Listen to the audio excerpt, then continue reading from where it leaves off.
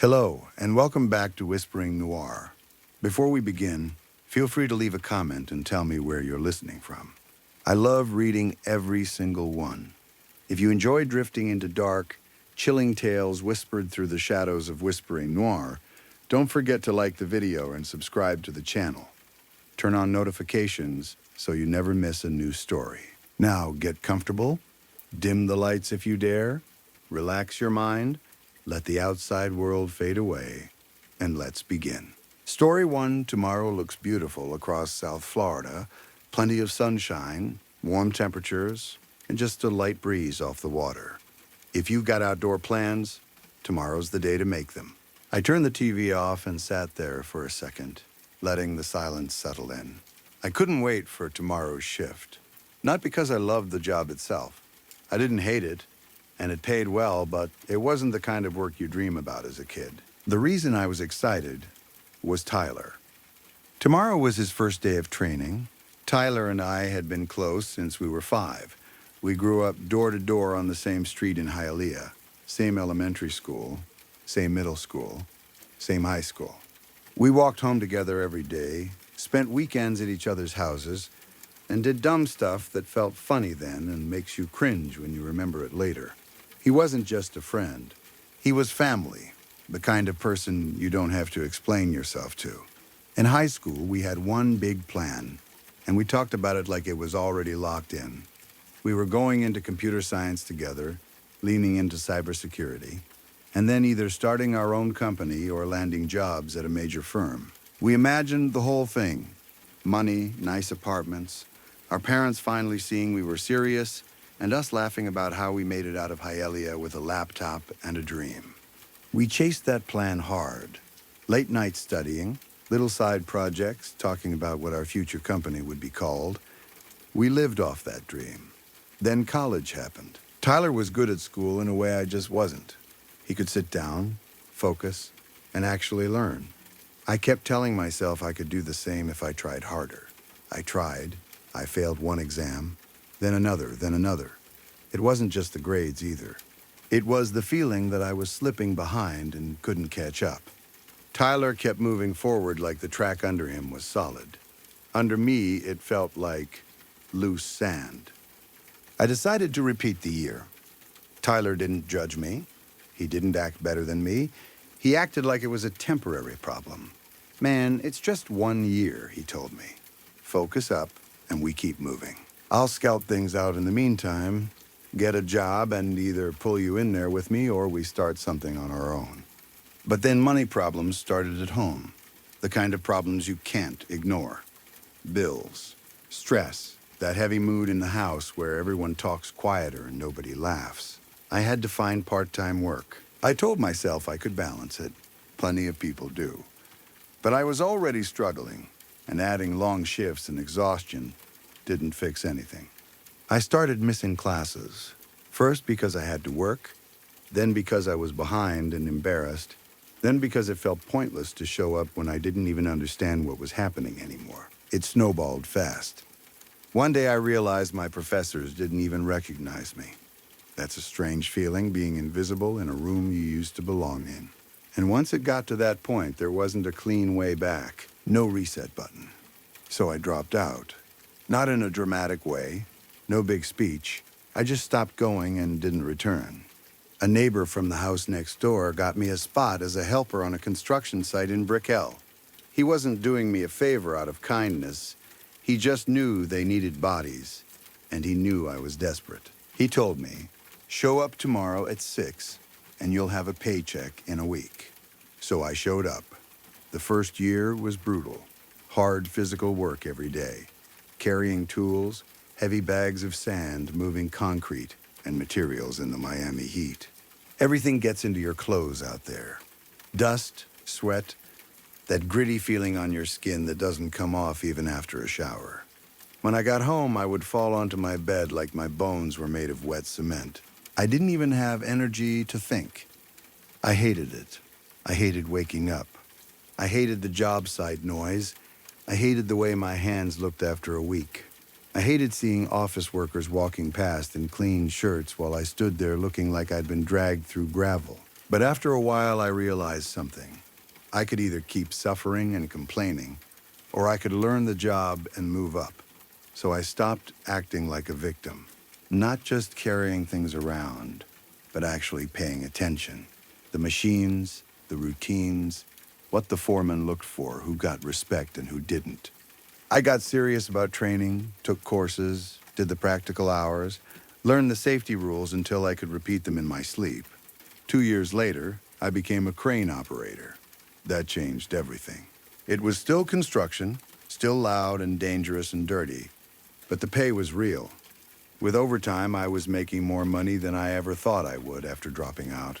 It felt strange, like life had taken my original dream and replaced it with something I never planned for, but something that could still keep me afloat. After I left college, my friendship with Tyler changed. At first, we still messaged. Then the messages got less frequent. Then we'd meet up once in a while, and it felt like we were pretending nothing had changed. He was busy. I was tired. Life moved fast. It wasn't anyone's fault, but it still hurt. I missed him more than I admitted. One evening, I just texted him and asked if he wanted to grab a beer. No pressure, no big talk. Just a beer and the old days. He said yes almost immediately, which surprised me. Usually he'd have an excuse. Overtime, deadlines, too tired, maybe next week. We met on Brickell Ave at a bar that wasn't crowded because it was a Wednesday. When I saw him walk in, it hit me how long it had been. He looked like Tyler, but also like someone who had been carrying stress around for too long. At first, the conversation was awkward. Not because we didn't have things to say, but because we both avoided the one thing we were both thinking about. The life we were supposed to have. We talked about basic stuff. Weather, health, dating, nothing deep. Work stayed off the table, like it was radioactive. But after 3 beers, the old rhythm started to come back. We loosened up. We laughed. We told stories we'd told each other 100 times, but still laughed at like they were new. We started sounding like ourselves again. Then Tyler opened another beer and said, very calm and very flat, "I lost my job." "What do you mean?" I asked. He took a long drink, like he needed it to get the words out. "Layoffs. Not just me. The market's packed right now. Too many specialists, too few openings.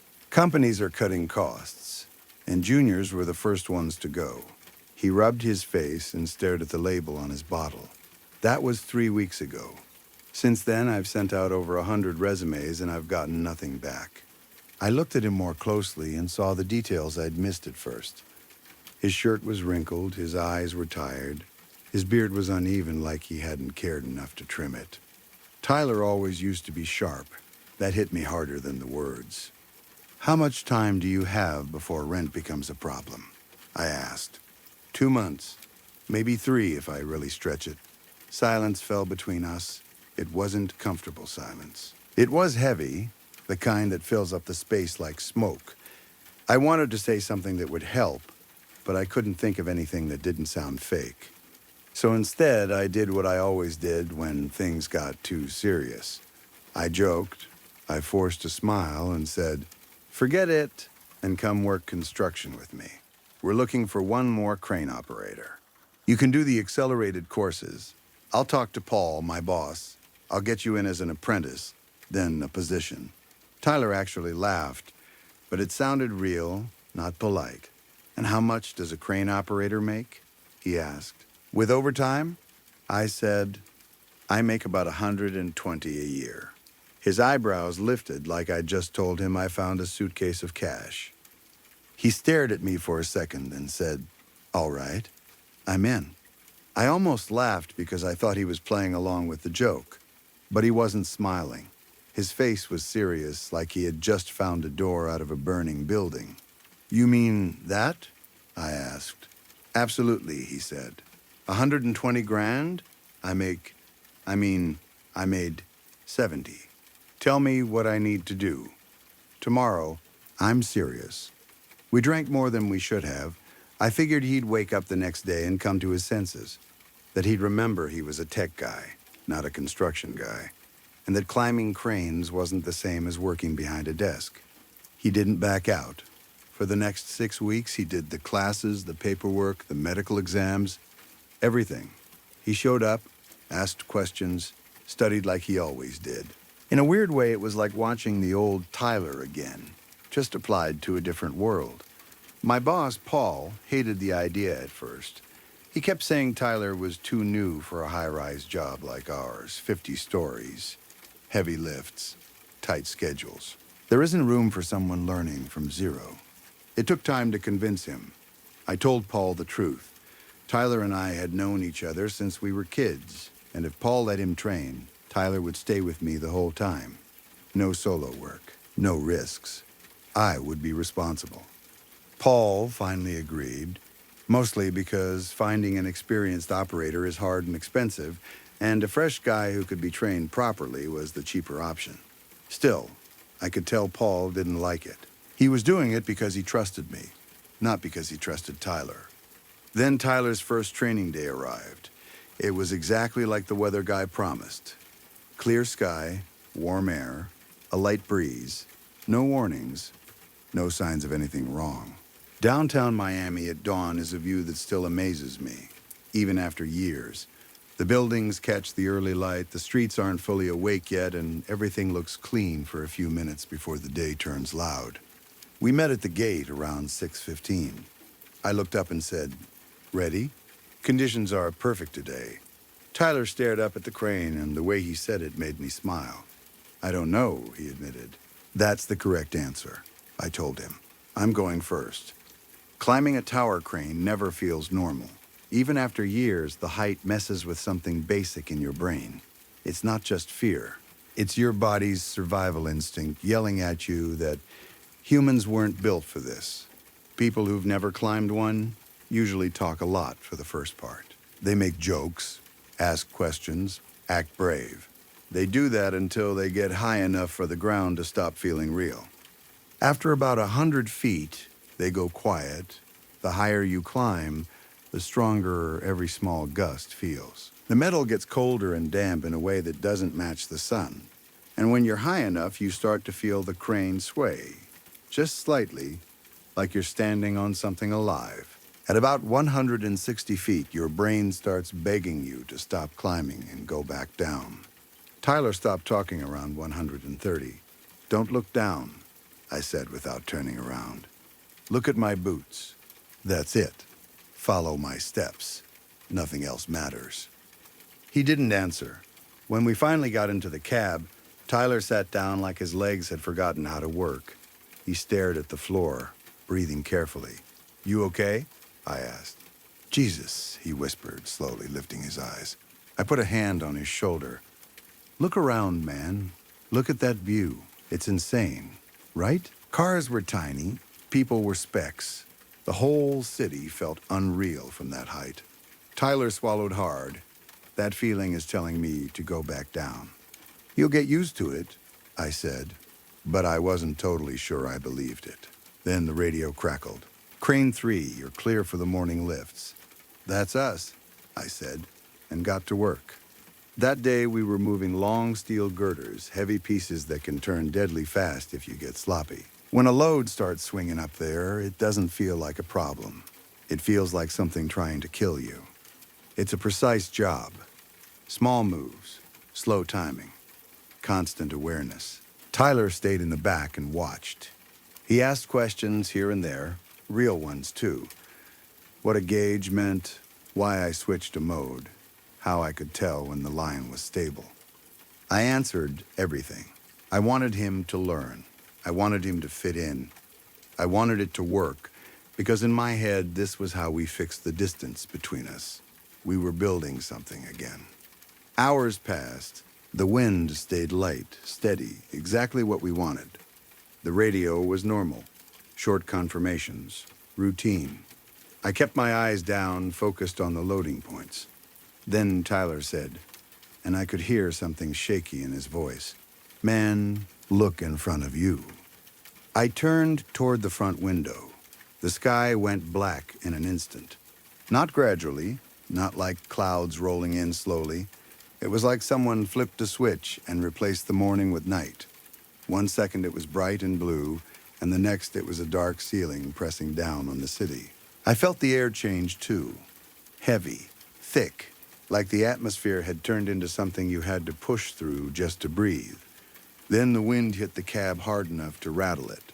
My heart started going fast before I even had time to think. I looked at the indicators, 12 miles per hour to 45 in about 30 seconds. Another blast hit us, and this one felt angry. At 560 feet, even a small movement feels wrong. Your brain can't accept the idea of the cab shifting.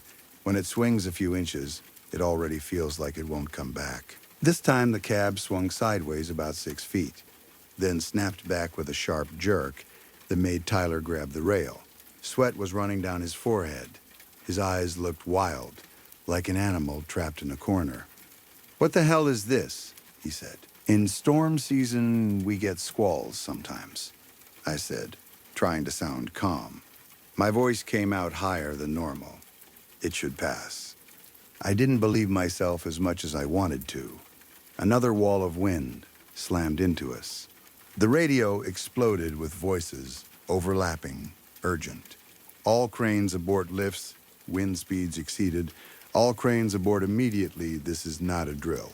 I looked at what I was holding on the hook, a 26-foot steel girder. It was swinging harder, and now it was dangerous in a way you can't talk your way out of. I tried to set it down, but the swing was too strong. Setting it down wrong could slam it into the building structure and kill someone. I tried to stabilize it, but the wind was moving the line faster than my controls could correct. There was only one choice left. I switched into weather vane mode and released the swing brake. In that mode, the boom can rotate with the wind instead of fighting it, which reduces stress on the tower. But it also means you lose control of the swing direction. Whatever is on the hook goes where the wind wants. I watched the levers and tried to calculate the best position, raising and lowering the load, trying to keep it from turning into a wrecking ball. Then lightning flashed on a building to the left. A bright white burst through the glass. Thunder followed almost instantly, shaking the cab like something hit it. Tyler stood up so fast his chair scraped. "We're getting the hell out of here," he said, shaking. "We're staying," I told him. "Sit down. We're safer here."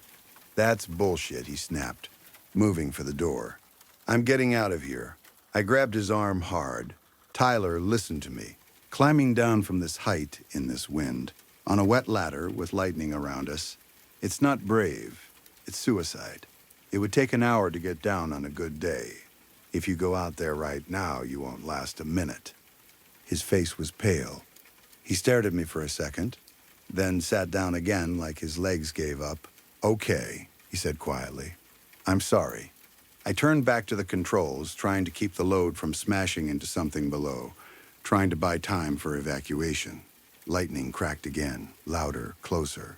"Tyler, don't touch the metal," I said. "Stay where you are." I heard footsteps behind me. The cab door slammed open.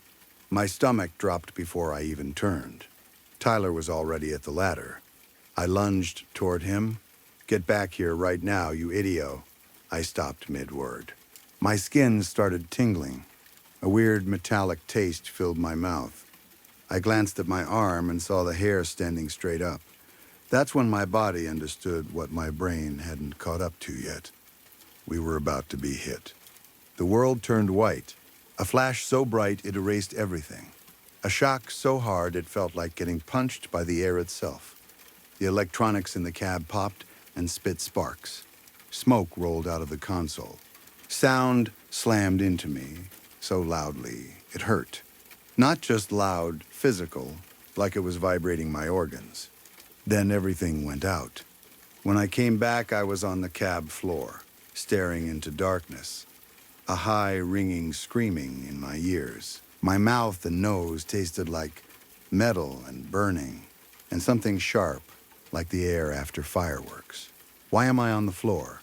I whispered.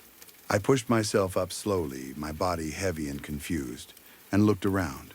Lightning had struck. Not the nearby building. Not close. It hit the crane's mast tip directly, about 33 feet above the cab. Tyler had been outside. My legs went weak. I staggered to the cab door and looked through the small window. The little platform was there. The ladder was there. Tyler wasn't.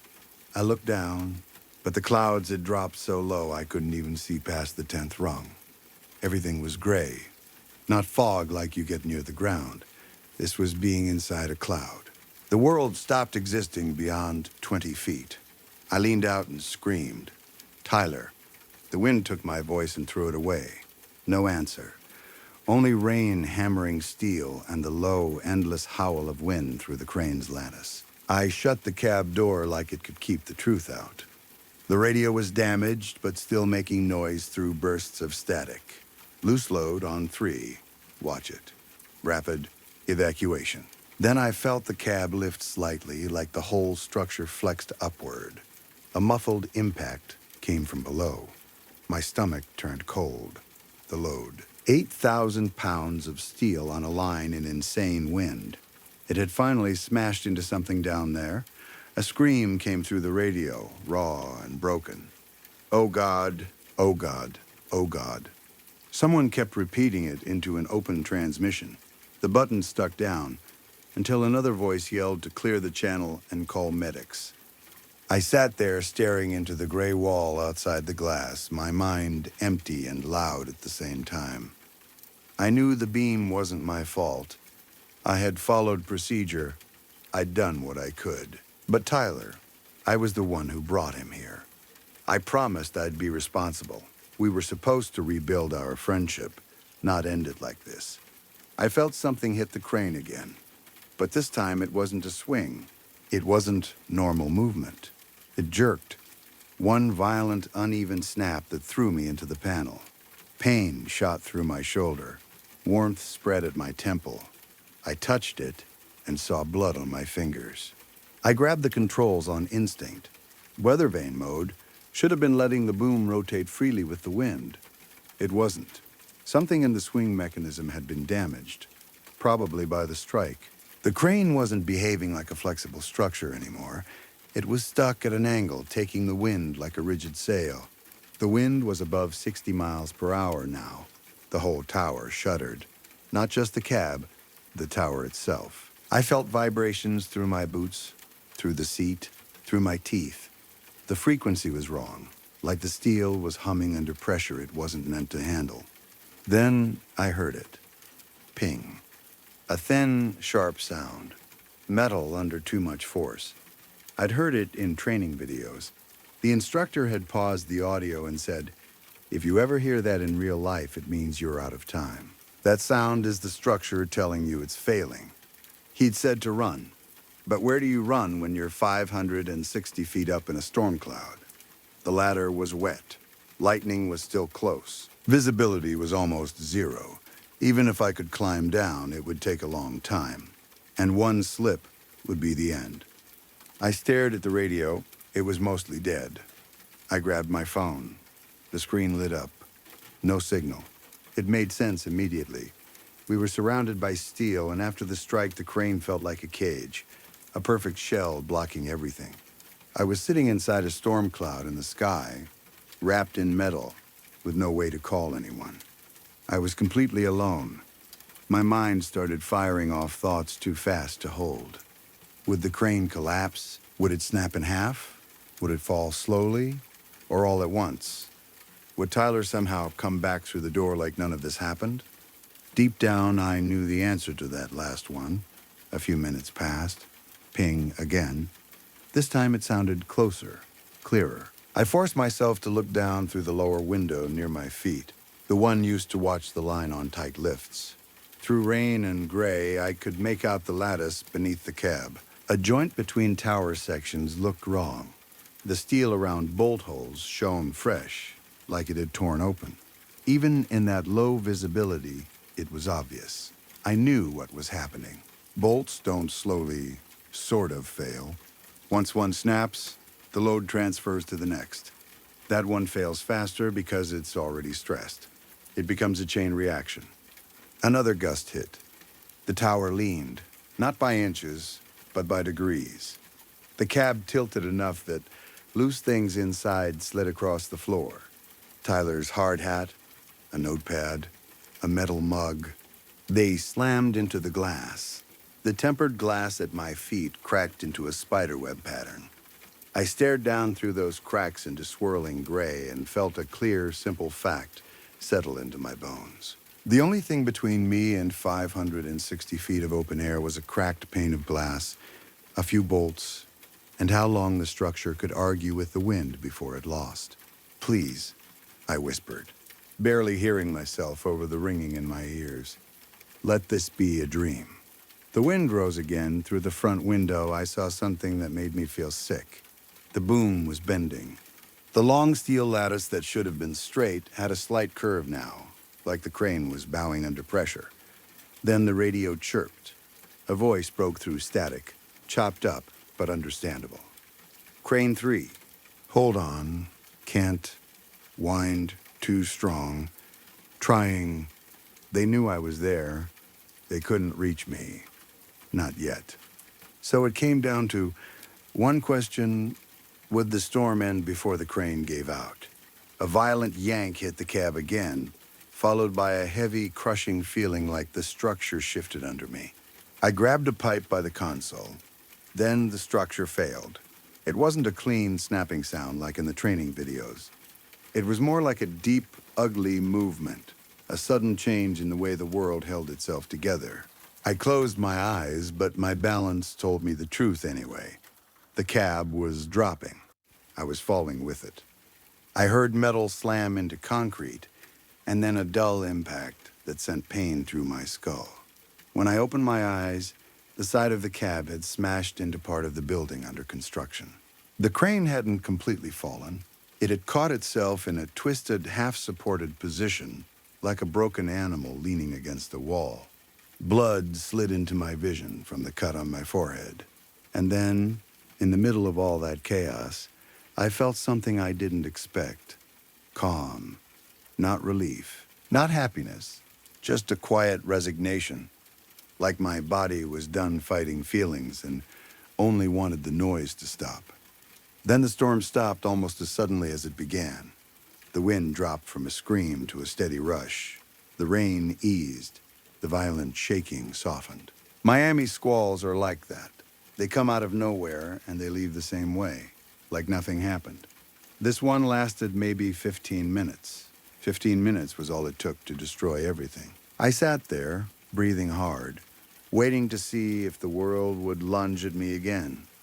The clouds thinned a little. Visibility improved. I could finally see more than 20 feet. The boom was bent. The whole crane sagged in a way I'd never seen. It looked like one more gust could finish it. The radio crackled again. "Crane 3. Crane 3. Are you there? Are you alive? Give us a signal." "I'm here," I tried to say. "I'm alive. Send help." But they didn't respond, and I realized why. The mic was dead. I could hear them, but I couldn't talk back. I looked toward the ladder. It was still there. It looked damaged, but it looked climbable. Hope hit me so hard it almost hurt. The wind had dropped enough that climbing down was possible. Not safe, but possible. And when you're trapped that high up, that difference is everything. Then I looked around for my safety gear. It was gone. Everything that wasn't bolted down must have flown out when the crane tilted. Harness, lanyard, extra gear, gone. The things that had saved my life before. My stomach tightened. How was I supposed to climb down a wet ladder from 560 feet with no fall protection? I didn't have a choice. I opened the cab door and stepped onto the small platform outside. The wind still pushed at me, not as violent as before, but strong enough to remind me how little control I had. I looked down the ladder. The first rungs were clear. After that, clouds and distance swallowed it. I started climbing. The metal was slick under my gloves. Each rung felt colder than it should have. I counted to keep my mind from thinking about the height. 1 rung, 2, 10, 20. Short gusts hit me, uneven, like someone pushing at my body from different angles. My lack of a harness made my head spin. My hands squeezed tighter until my forearms burned. By around 460 feet, my legs were already shaking. And then something happened that stopped my heart for a split second. A rung was missing. My foot went into empty air, the other foot slipped off the rung below. For a moment I was hanging by my hands, my body swinging slightly. Panic flared so hard I almost lost my grip. I pulled myself back to a stable section and looked down. The tower lattice below was twisted. Not destroyed, but distorted enough that 2 rungs were missing. I pressed my forehead against the ladder, breathing fast. My mind raced. Go back up and wait for rescue? Keep going and gamble? If conditions weren't perfect, nobody was coming for me. Not up there. Not with a damaged crane and unpredictable weather. I needed my brain to work, not my fear. I slammed my forehead lightly against a rung. It hurt and it grounded me. Breathe, I told myself. Just go a little farther. I grabbed 2 rungs above me, braced my body against the safety cage, and lowered myself, searching with my foot for the next solid rung. A strong gust hit at the worst possible moment. The wind shoved me backward. My foot found nothing. My grip slipped. The ladder ripped out of my hands. I fell. For a second it felt endless, like my body had forgotten what down meant. Then I dropped about 10 or 12 feet and caught the ladder with one hand. Pain didn't even hit right away. It was more like my arm simply stopped working. It bent wrong. It went numb. I couldn't move it. I didn't need to be a doctor to understand what that meant. I'd broken it. My breathing turned into short, ugly pulls. My head felt light. The thought came fast and clear. I'm trapped. I can't climb back up now. And climbing down just got 10 times harder. But there was still only one path. Down. I forced myself to make a system. One leg, then the other. Good arm, then adjust. Test each rung before trusting it. Slow and careful. I moved like that, rung by rung, while my body started shaking from exhaustion and shock. Black spots flickered at the edges of my vision. Then I heard shouting from below. Human voices, distant but real. I heard more movement too, sirens, people calling to each other, rescue teams setting up. I couldn't yell back. My throat felt tight, and my lungs felt too tired. But hearing them gave me energy anyway. It reminded me I wasn't completely alone anymore. I kept going. The numbers became a rhythm in my mind. 420 feet, 390, 330, 260. The wind hit again for a few seconds, and I pressed my cheek against the cold, wet metal, holding on like my life was a single muscle. Because it was. My whole body begged me to stop. My broken arm sent sharp pain through me every time I moved. My legs shook so badly I felt like they might fold. "You're close," I whispered. "You can do this." At around 230 feet, I could finally see the site clearly. Trucks, workers, emergency crews, people looking up. I saw someone with a megaphone, but the words didn't reach me. 200 feet, 160, 130. At 65 feet, a rescuer climbed out onto exterior scaffolding and moved toward me carefully, clipped to a safety line. "You're safe now," he called. "Put this on." Relief hit me so hard I started crying. Not loud crying, just tears falling without permission. I wanted to tell him I only had one good arm. I wanted to ask about Tyler. I wanted to ask if anyone died when the beam fell. I wanted to ask about Paul, about the crew, about everything. But the adrenaline that had kept me alive finally ran out. Exhaustion swallowed me whole. My grip loosened. I felt that awful moment of weightlessness again, the beginning of a fall. The last thing I saw was a rung, maybe 10 feet above the ground. And then everything turned dark. Story 2. The earliest memory I can hold onto is my mother holding me after my father left. I remember the smell of that small, dirty apartment like it's trapped in my nose forever. The air had that stale, wet odor that never went away, no matter how many windows you opened.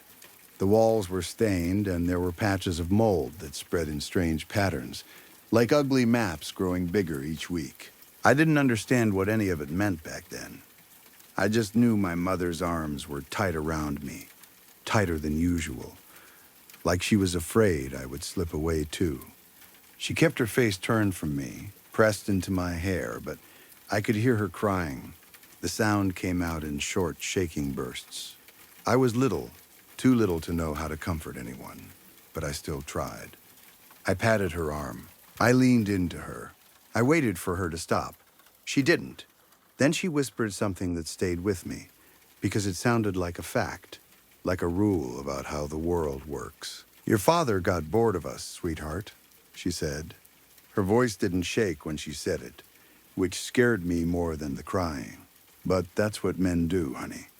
Only us women really show love. She said it fast, like she wanted it out of her mouth before I could ask questions. And I did want to ask. I wanted to ask why he left, where he went, if it was my fault, if he would come back. But her words sat in my head like heavy stones. Men get bored. Women love. That was the lesson. I remember looking up at her, trying to see her face, trying to make sense of it. "Do you hate Daddy?" I asked. Because in my mind, leaving meant you had to hate someone first. She finally looked at me. Her eyes were red and tired, and there was something deep inside them that didn't match the rest of her. "No, dear," she said. "I still love your father." I believed her because it was there in her expression. It wasn't anger, it was longing, like she was missing a part of herself and trying not to show how much it hurt. That's what love looked like to me then. Not flowers or romance. Love was holding on to someone who had already let go. "Then I'll love him too, Mommy," I said quickly, because I thought that would fix something. Like if I loved him hard enough, he'd feel it wherever he was and come back. My mother let out a quiet laugh, the kind that isn't really laughter, and squeezed me again. After that, our life became a long series of moving. New apartments, new cheap rooms, new places that never felt like home. I stopped getting attached to anything because it was always temporary. My mother would disappear at night and come back in the morning with food or money. Sometimes she'd bring a bag of groceries, sometimes just a few bills folded in her pocket. She'd act like it was no big deal, like she had simply gone on a late walk. I was too young to understand what she was doing, but I did understand the pattern. Night meant she left. Morning meant she returned with something that kept us alive. She got thinner over time. Not in a normal way, not like dieting. It was like she was slowly turning into a shadow. She would push food toward me and tell me to eat more. She'd say she wasn't hungry, even though I could hear her stomach growl sometimes when she thought I was asleep. She wanted me to have nice clothes, clean shoes, decent lunches. She wanted me to look like a normal kid, even if she couldn't feel like a normal person. Then one night she left and didn't come back. At first I told myself it was fine. She was probably delayed. Maybe something happened on the bus. Maybe someone needed extra help. I stayed awake as long as I could, watching the door, waiting for that familiar sound of her key. Hours passed. The sky changed color. The room stayed quiet. By morning, I had a news story because I needed one. I assumed my father had come back for her. That made sense in a child's mind. If she still loved him, maybe he finally realized he still loved her too. Maybe he took her away to a better place. Maybe he didn't want me. Maybe that was why she didn't return. Later, the police found me outside. I don't even remember deciding to leave the building. I just remember wandering, hungry and tired, staring at strangers' legs and trying not to cry because I didn't want anyone to look at me too closely. I remember the way the sun felt too bright. I remember a woman asking me where my mom was. I remember not knowing what to say. They put me into a care home after that, a system of rules, schedules, shared rooms, and adults who smiled with their mouths but not their eyes. For a while, I thought my mother would come for me. I thought she'd show up at the front desk, hair messy, apologizing, reaching for me. Days turned into weeks, and weeks turned into months. And no one ever came. No one wanted to adopt me either. I watched other kids get picked. I watched them pack their things, trying not to look too excited in case the family changed their mind. I watched them leave and never return. Each time it felt like being told, again and again, that I wasn't the kind of child people wanted. I learned to keep my face neutral. I learned to stop hoping too loudly. I grew up there. I went to school like everyone else. On the surface, I looked normal enough, but I never knew how to talk about myself. Kids would ask questions sometimes. Where are your parents? Why do you live there? What happened? At first, I tried to answer honestly. Then I'd watch their expressions change, the way their interest turned into discomfort. They wanted gossip, not the truth. They wanted a simple story they could repeat, not the messy kind that made them feel guilty for asking. So I stopped answering. I started watching instead. Watching is safer than talking. Watching doesn't give anyone ammunition. Watching doesn't risk rejection. I became good at it. I learned people's habits, who laughed loudly when they were nervous, who pretended to be confident but kept looking around for approval, who bullied others because they were terrified of being weak. Most people didn't notice me, and I liked it that way. But there was one boy who did. His name was Roy. Roy was kind to me when he didn't have to be. He would sit with me at lunch even though it didn't make him look cool. He would talk to me during class, whispering comments about the lesson, making me smile when I didn't think I could. He wore glasses and had that nerdy look that made some kids tease him, but he didn't seem bothered by it. He loved Pokemon and could talk about it forever, going on and on about different types and battles and names I couldn't even pronounce. I didn't care if I understood. I liked hearing him. I liked that he was happy around me. We took the same bus home, and those rides started to feel like the only normal part of my life. I wanted to know more about him. I wanted to understand why he was so kind, because kindness always felt like something that had a hidden cost. Roy didn't seem to want anything from me. That made him feel special. Then our teacher talked about Valentine's Day, a day for love, a day where people gave gifts and told the truth about their feelings. It sounded almost magical to me, like an official permission slip, to be honest. I had Roy in mind immediately. I told myself it was simple. Cookies, a small gift, a clear sign. I even baked them myself, working hard in the care home kitchen and making sure to avoid nuts because I knew about his allergy. I wanted it to be perfect. I wanted him to feel seen. On Valentine's Day, I wore my best clothes. I searched for him like my whole day depended on it, because, in a way, it did. When I found him, my heart beat so hard I could feel it in my throat. I handed him the cookies, smiling, and told him I'd baked them. For a second, he looked overjoyed. His eyes widened. He smiled so big it made my chest feel warm and light. I looked away, cheeks burning, because I couldn't handle seeing my own hope reflected back at me. And then Lucy showed up. Lucy gave Roy chocolates, too. Lucy gave chocolates to all the boys like it was a performance. She moved through the hall like she owned it, laughing, tossing her hair, acting like every reaction was proof of her power. When she handed Roy chocolates, I told myself he wouldn't take them. If he cared about my gift, he wouldn't. That was the rule in my mind. But he did take them.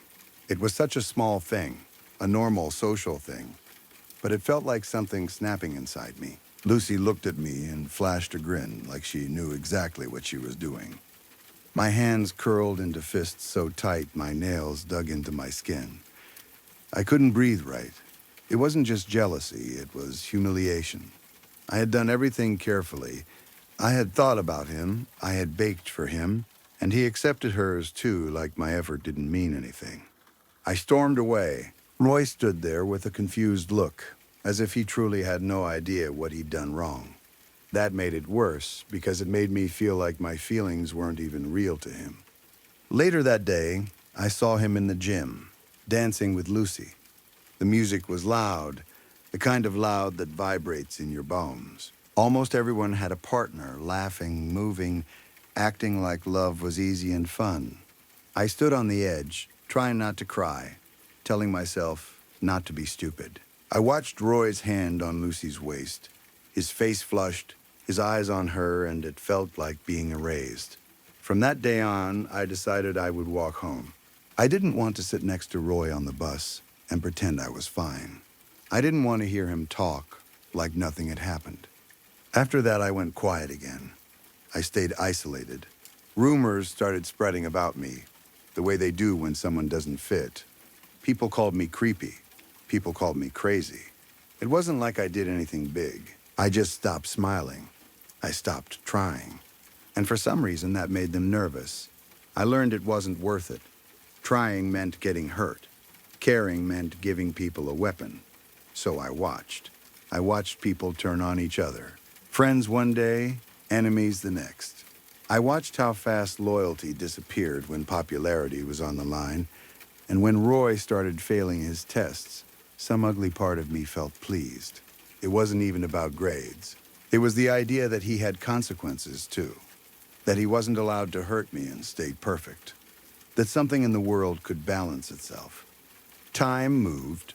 School years blurred together. The care home stayed the same. Always smelling like cleaning products and old carpet. Always full of rules posted on walls and staff who rotated in and out. I turned 17. They told me that when I turned 18, I would be able to leave. Most kids would feel scared, but I felt excited. I was tired of never having a place that belonged to me. I was tired of being a file, a case, a kid on a list. High school became boring in a dull, painful way. Teachers acted like they understood us, but they didn't. They liked to talk about mental health and feelings, but they didn't want anything complicated. They wanted neat answers, neat behavior, neat students. Most days I spent time in the library or the lunch hall. I had a few friends I sat with, mostly out of routine. We ate together. We talked about small things, but no one really paid attention to me in a deep way. I still felt invisible, just in a different setting. The library was full of kids who thought they were unique because they read dark books or played weird games or talked like they knew secrets. Honestly, they made me laugh. They acted tough, but if someone mocked their hobby even slightly, they would explode. And yet, they never did anything when bullies targeted them. They just took it, then pretended they didn't care.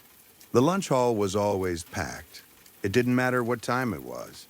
It was loud and full of groups sitting at tables like little kingdoms. Jocks, bullies, emo kids, nerds, theater kids. Everyone had their island. The noise mixed into one constant roar of voices, trays clattering, chairs scraping, laughter rising and falling like waves. And then there was Alex. Alex didn't belong to one island. He moved through all of them. He would walk from table to table like he had permission everywhere, smiling, joking, saying quick hellos. People lit up when he approached. He had this soft, joyful laugh that didn't sound forced. It sounded real. Everyone liked Alex, and I understood why. He was the kind of person who made other people feel included, without trying too hard. One day, I was running late for class. The school changed classroom locations all the time, and the hallways were covered in new posters from the art department, like they were trying to confuse us on purpose. I ran through the mostly empty hall, clutching papers to my chest, annoyed and stressed because teachers didn't care if the school was a mess. They only cared if you were late. I turned a corner too fast and slammed right into someone. My papers flew everywhere, like white birds scattering. I opened my mouth to curse without thinking, because it was an automatic reaction, the kind you have when you feel embarrassed. Then I saw it was Alex. My face went hot instantly. I'm so sorry, I stammered, dropping to my knees to collect the papers. My hands shook as I grabbed them up. My thoughts raced. He must think I'm pathetic. He must hate me. He's going to tell everyone I'm a freak who can't even walk straight. But when I looked up, Alex was kneeling too, calmly picking up the rest. He handed them to me with a small smile, like it was nothing. Be more careful next time, yeah? He said gently. Yeah, of course, I muttered, staring at the floor. He stood up and walked away like the moment didn't matter to him, but it mattered to me. It mattered so much my chest felt tight. A goofy grin spread across my face before I could stop it. My cheeks were burning. I stood there holding my papers, frozen, replaying his smile in my mind. I knew I was going to be late now, but I didn't even care. I got to talk to Alex. When I finally arrived, Mr. Hendricks was quick to yell at me like it was his favorite hobby. Normally, that kind of thing would make my stomach twist, but my mind was stuck on Alex, stuck on the way he had looked at me like I wasn't a problem, like I was just a person. "I take it you won't be late again, Amy?" Mr. Hendricks said sharply. I nodded quickly, not trusting my voice. I sat down and pretended to focus, flipping through pages while my brain ran in circles around one thought. Alex helped me. Alex smiled at me. No boy had ever treated me like that, not without wanting something back. After class, I started asking around. Not obvious questions, not the kind that made people suspicious, just little ones. I learned fast that everyone already had a story about Alex ready to tell. Basketball player. Friendly. Kind. Empathetic. Everyone talked about him like he was some kind of perfect model student. It fascinated me. People always had a reason to hate someone, but with Alex, it was like they couldn't find one. The more I heard, the more I thought about him. I made up scenarios in my head. What he would say in different situations. How he would react if someone was sad. How he would talk to someone like me, someone quiet. Would he even remember my face? Soon, my days began to revolve around him without anyone noticing. At lunch, I sat with my friends, but my eyes kept drifting to wherever Alex was. The cafeteria noise faded behind the simple fact of his presence. I watched him laugh. I watched the way he held his fork in his left hand and his knife in his right. He was left-handed. It was a small detail, but it made him feel more real to me, like I was collecting pieces of him that others didn't think about. At first, it felt harmless. I was just observing. I didn't talk to him again because I didn't want to embarrass myself, but I didn't want to disappear either. Watching was a way of staying close without risking rejection. Then I heard from a friend that Alex was going to the park after school. Something about meeting people there. My heart jumped when I heard it. I went early, telling myself I would just say hello when he walked by. A simple introduction, a small moment to make sure he knew my name. When I got to the park, the nervousness hit me like a heavy stone in my stomach. The air was cool and bright, and everything felt too open. What if he found me creepy? What if he looked at me the way Roy once did, like I was a mistake he didn't know how to handle? I heard voices in the distance, Alex's friends getting closer. Panic rose fast. I pulled out a piece of paper and scribbled something quick, just a few words. I tied a red ribbon to it and left it on a bench, mostly to keep it from blowing away, but also because the ribbon felt like a signature. Then I ran and hid. I told myself it was still an introduction, just not face to face. I watched from behind a tree as Alex approached. He slowed, sat on the bench, and for a second I smiled so hard my cheeks hurt. The wind lifted the note slightly, and it caught his eye. He picked it up and read it. He was holding something I wrote. I felt dizzy with excitement. He looked around, scanning the park, and I ducked my head quickly. It would be humiliating to be caught now. My face burned as birds chirped overhead. The day was beautiful, and I had the best view in the world. Alex reading my words. The next day, I prepared more notes. I wanted him to guess who I was. A secret admirer, a little mystery to brighten his day. Each note gave one detail about me, like a trail. At first, it was harmless things. A note in his locker before lunch, a ribbon again, a line about noticing his smile, a small clue about my hair or my height. I watched his reactions whenever I could.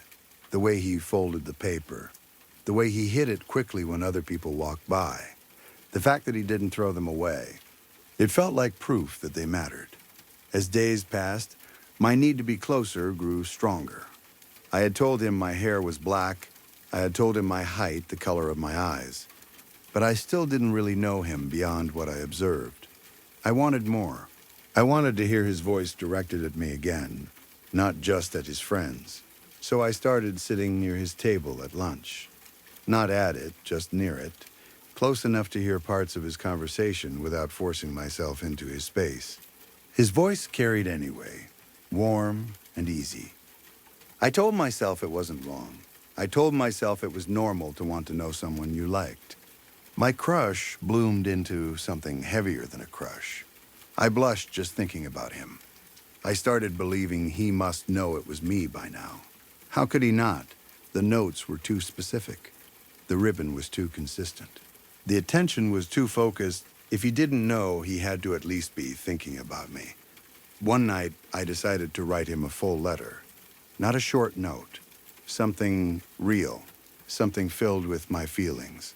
I wanted him to find me.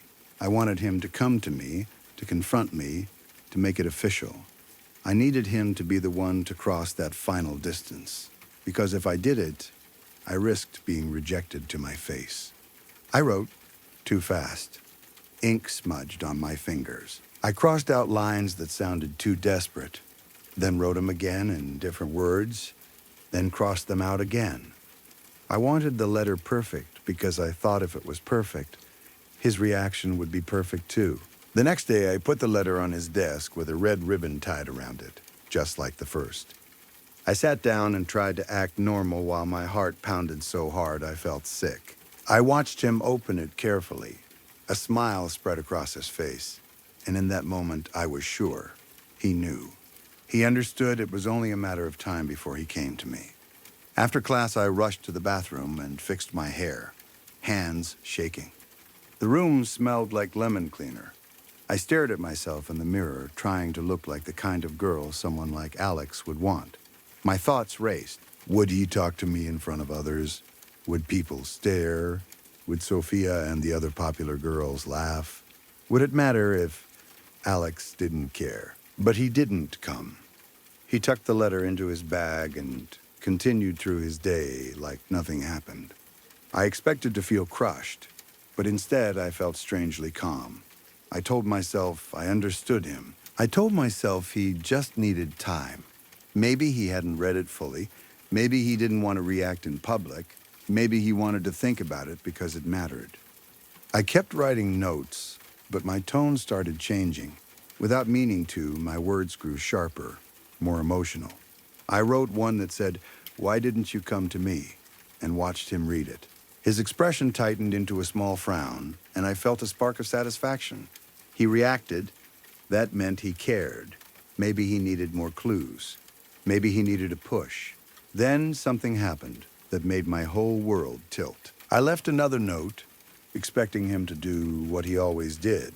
Fold it, hide it, keep it. Instead, he crumpled it in his hand and threw it away without really reading it. The sound of paper hitting the floor felt louder than the bell that rang right after. My body went cold. I didn't move. I just stared like if I stared long enough, it would undo itself. Slowly, I bent down and picked the note up from the ground. It was wrinkled and dirty now, like it had been treated as trash. Tears filled my eyes, burning hot. I was sure I had done something wrong. Maybe I was too demanding, too needy, too intense. Maybe I made him uncomfortable. But then another thought came, darker and harder. What if it wasn't me? What if someone had gotten to him? What if his friends had said something? People ruin things. That's what they do. They see something good and they spoil it because they don't want anyone else to have it. I didn't sleep that night. I kept turning over in bed, staring at the ceiling, replaying every moment. Alex was kind. Alex was gentle. He wouldn't hurt me on purpose. He wouldn't. If something changed, it was because someone changed it for him. I decided I would fix this. The next day at lunch, I watched Alex's friends instead of watching Alex. I paid attention to the jokes they made, the way they teased him. Sometimes Alex laughed, but it looked forced, like he didn't want to seem boring. My grip tightened on my fork as I watched. He shouldn't have to deal with that. He deserved better people, better love. He deserved someone who understood him and protected him. He deserved me. I decided to bake cookies again. My mother used to say the way to a man's heart is through his stomach. I wrapped them carefully and wrote an apology letter too. I wanted to explain that I didn't mean to pressure him. I wanted him to know I was patient, that I could wait. that I wanted to be there for him whenever he was ready. I left the cookies and the letter on his desk, my heart fluttering with nervous hope. I imagined him finding them, smiling, feeling guilty for throwing my note away.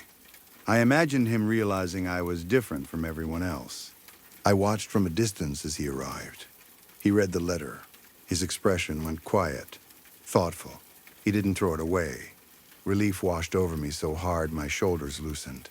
Then he took a bite of the cookie and smiled, a real warm smile. I felt like I could breathe again. It wasn't over. It couldn't be over. Then the next day happened. Alex was standing by his locker, and he wasn't alone. He was holding Sophia's hand. Sophia, the queen bee, the girl everyone adored because she had everything. Looks, charm, confidence, friends who surrounded her like guards. People called her sweet, but I knew what she was.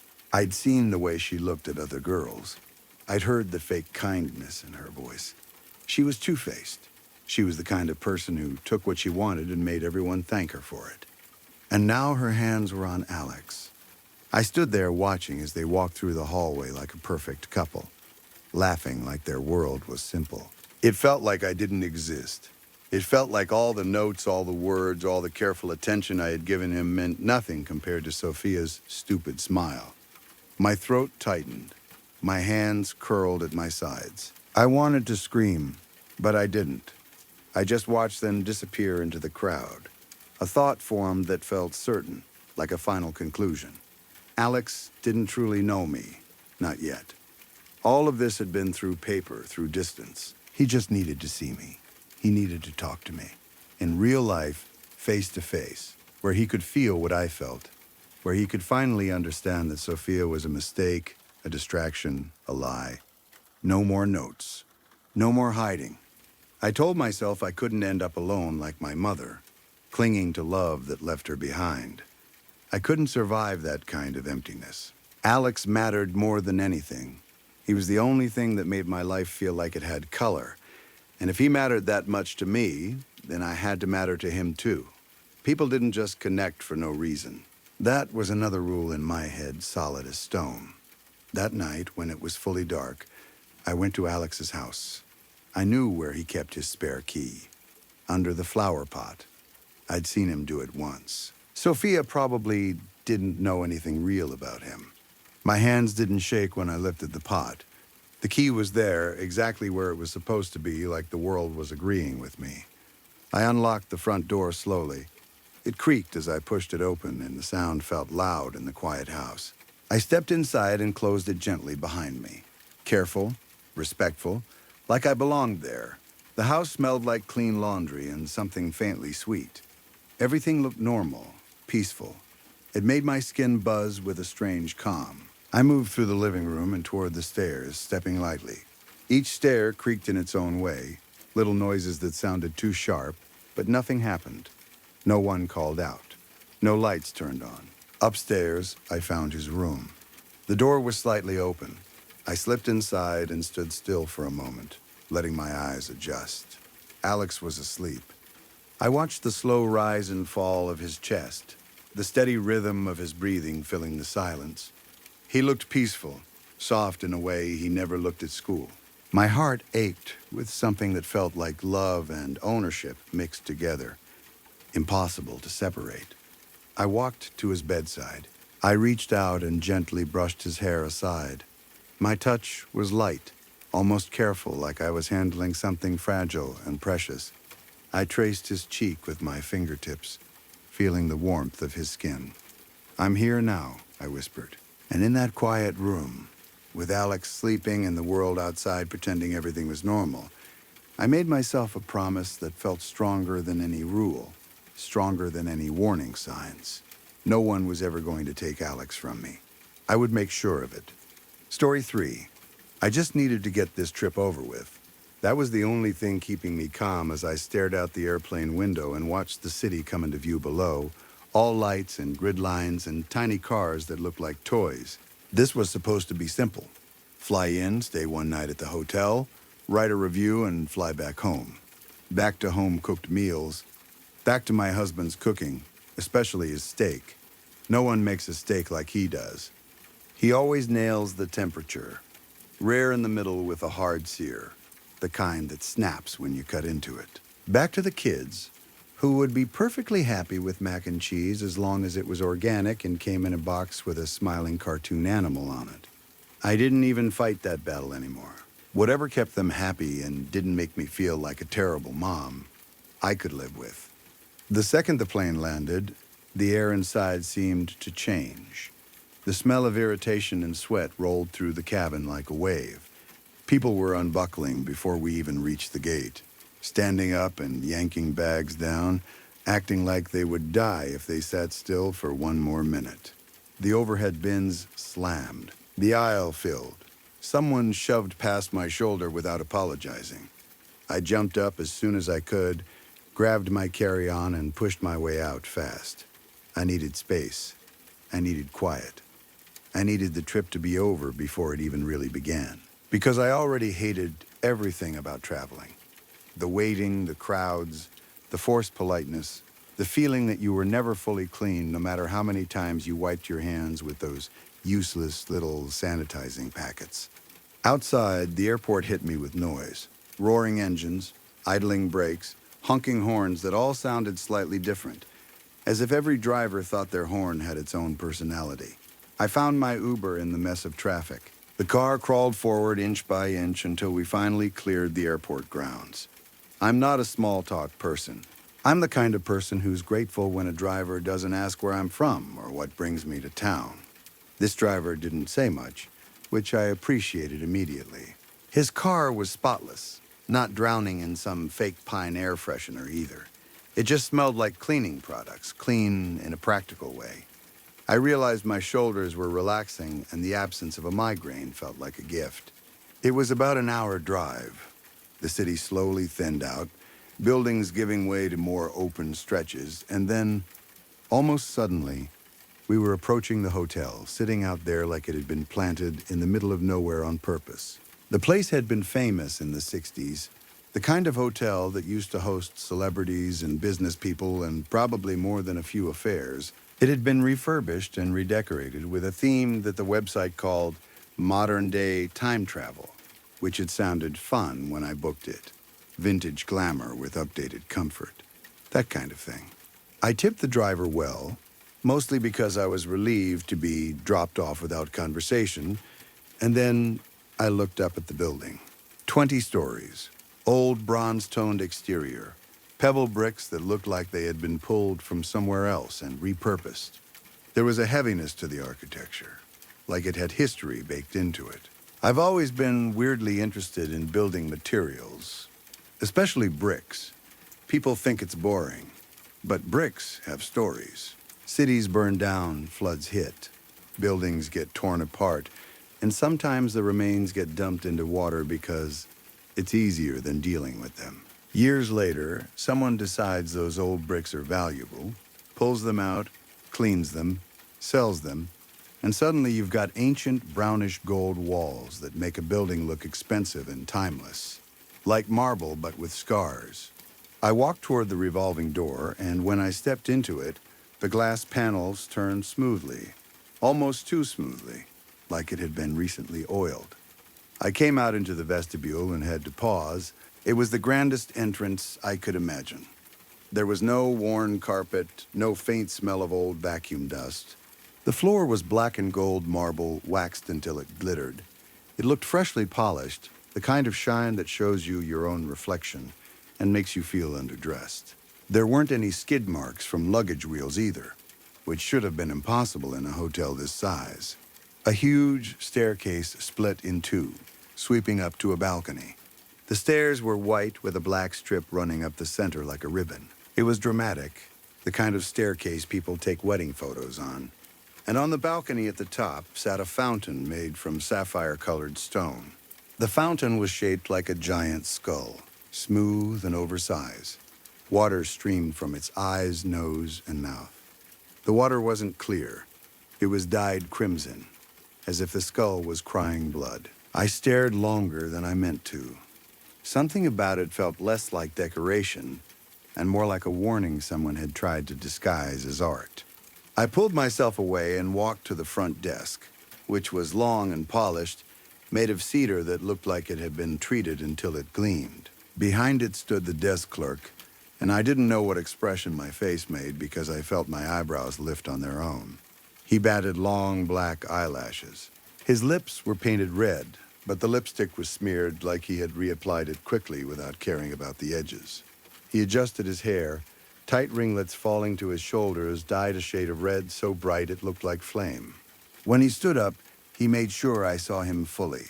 He wore a spaghetti-strap dress, and the neckline dipped enough to show a fuzzy, bare chest.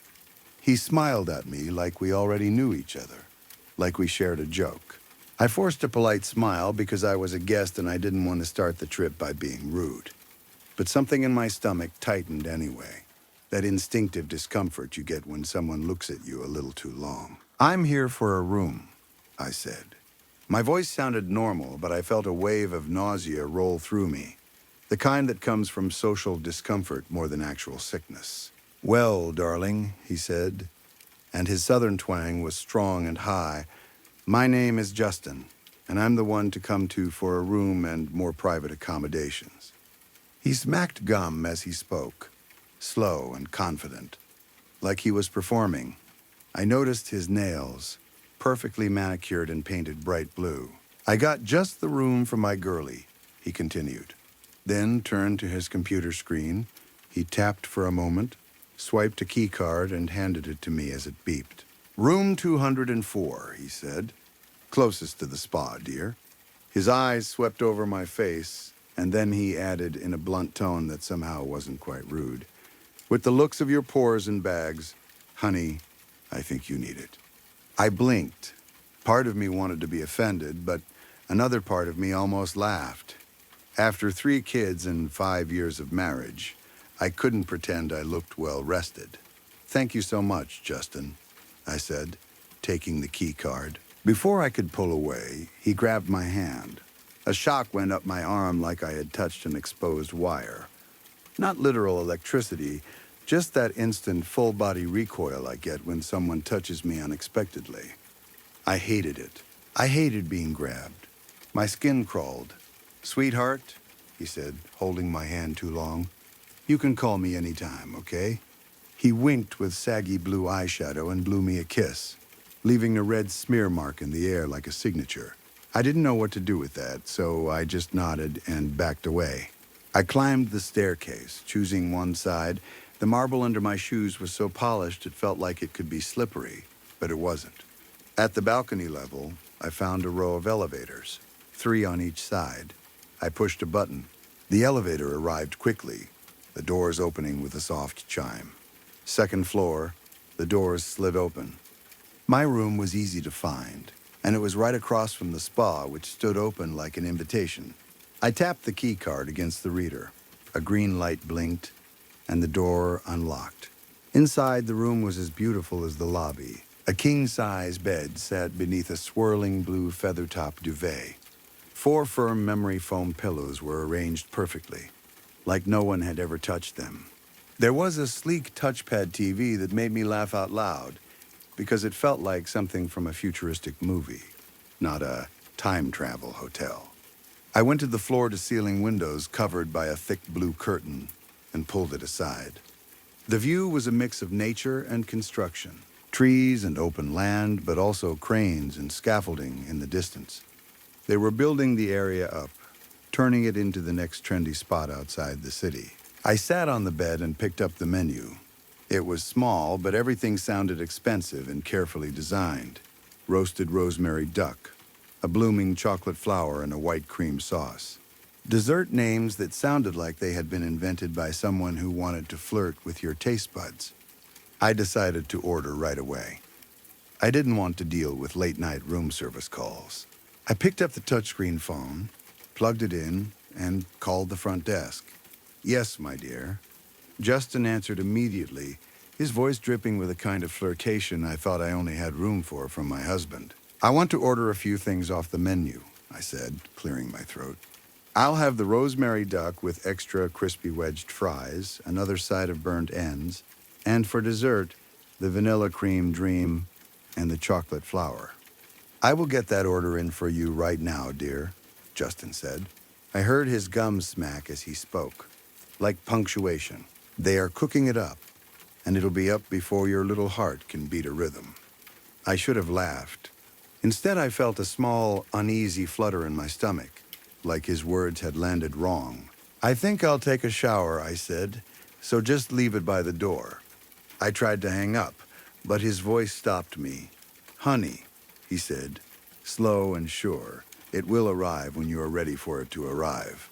I can reassure you of that. The way he said that made my skin prickle. Too confident. Too certain.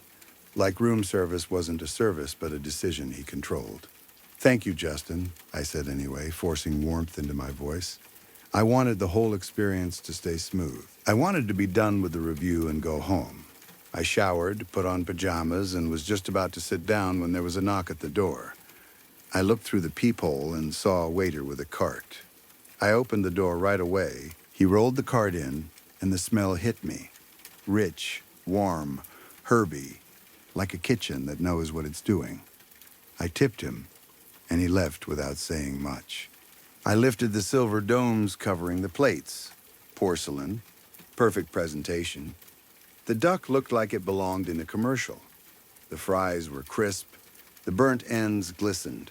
I set everything on a small table by the window and used the remote to start a movie I'd been excited to watch. The food was more than delicious. It was comforting in a way I hadn't expected. For an hour, I forgot about airports and stress and Justin's gum and the skull fountain bleeding water. For an hour, I felt spoiled, relaxed, almost grateful I had taken the trip.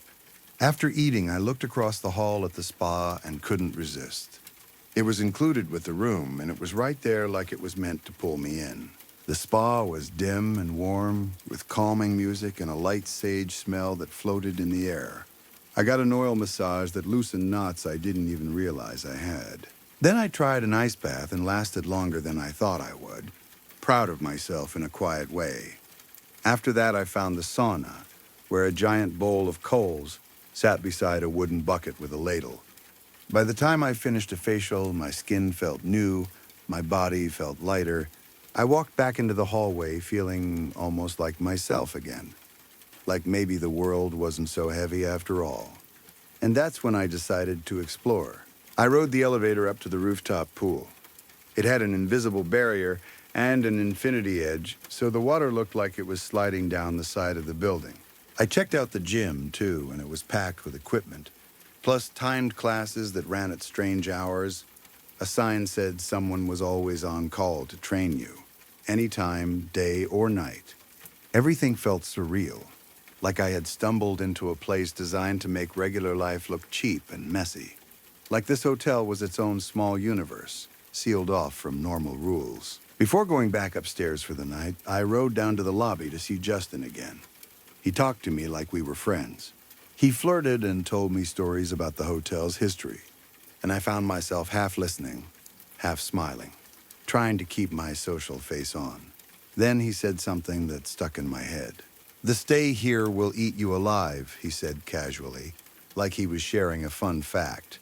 I laughed because it sounded like marketing, but the words made me uneasy anyway, the way certain phrases do when they hit a nerve you didn't know you had. I said goodbye and got into the elevator to go back to the second floor, to room 204. The doors opened.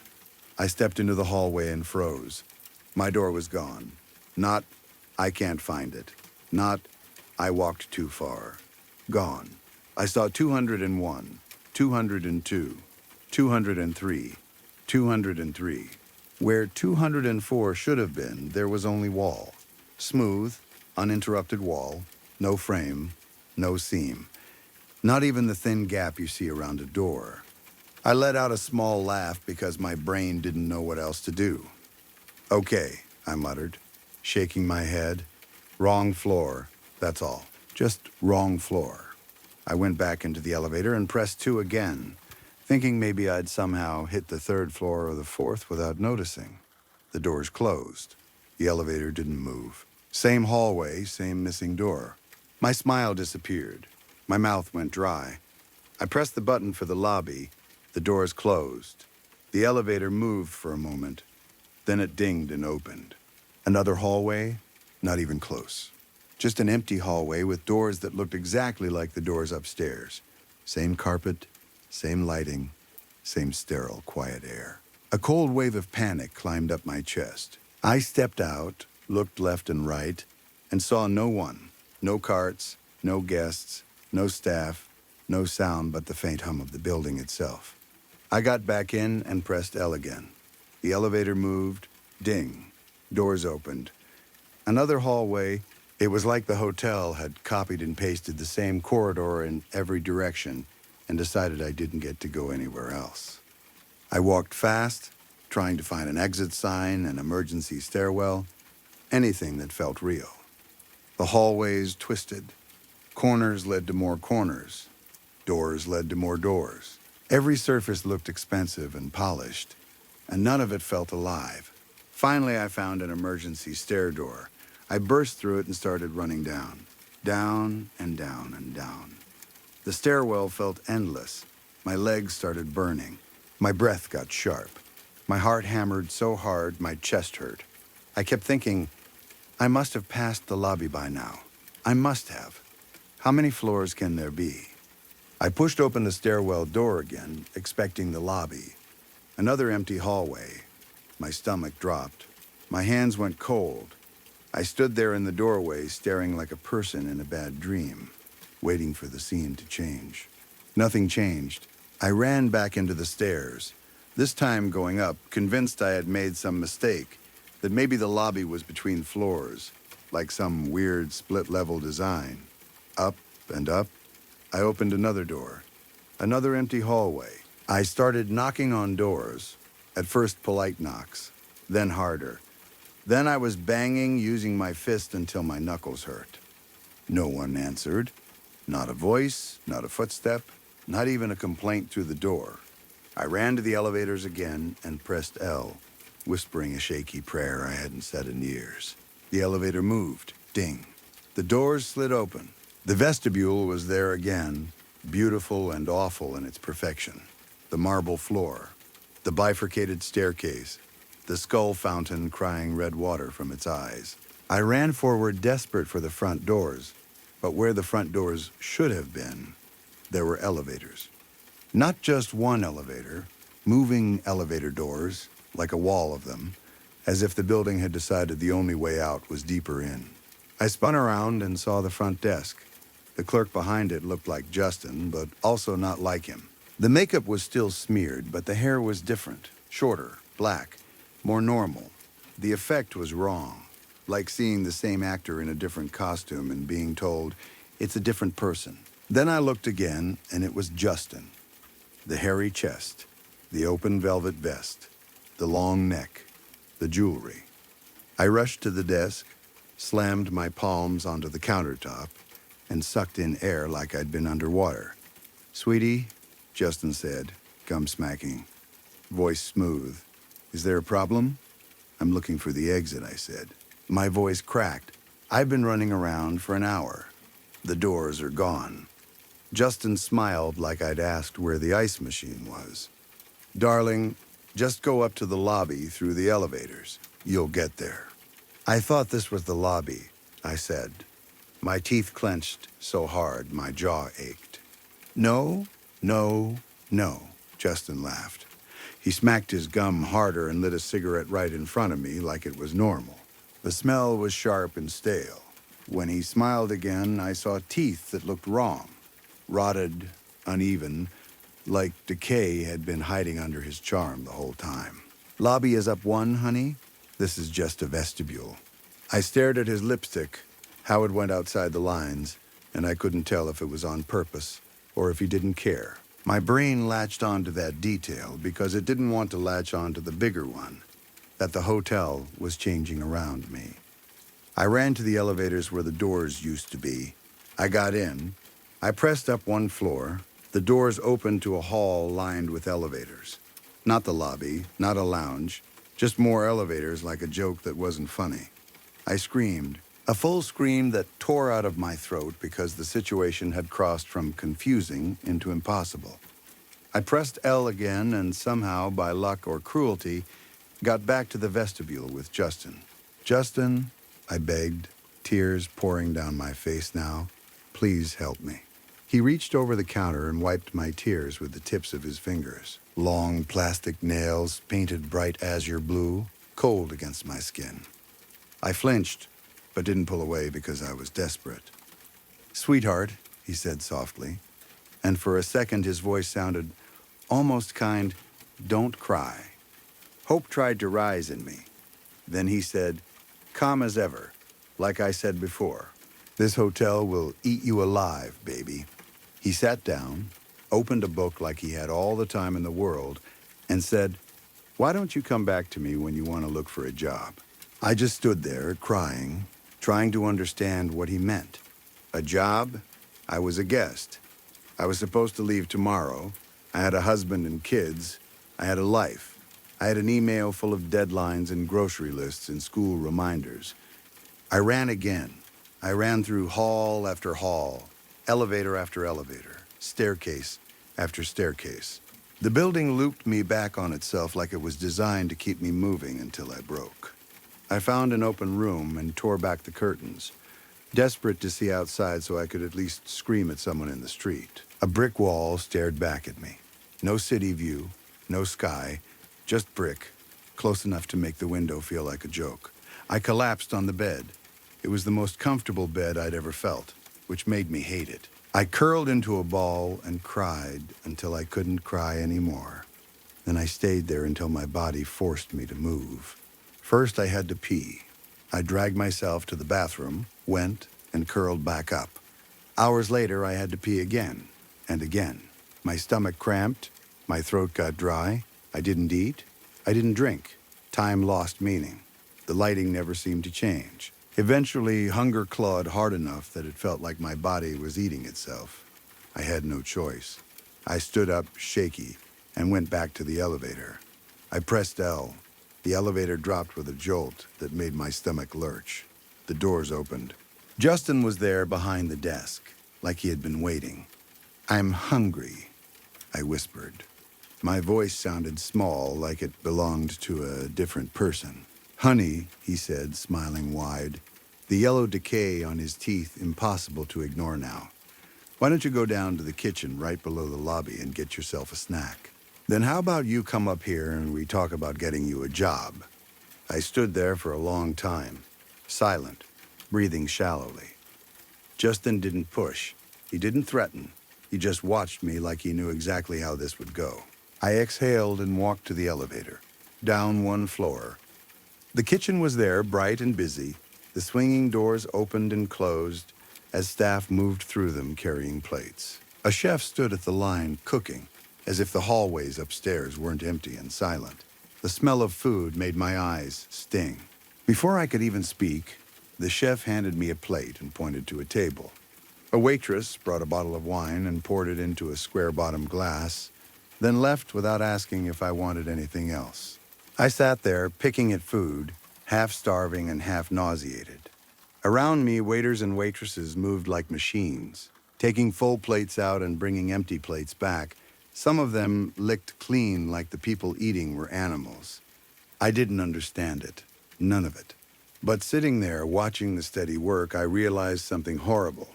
The hotel didn't need me to understand. It only needed me to accept. This was real for me now. Real in the only way that mattered, because I was stuck inside it. When I finished what I could, I rode back up to Justin.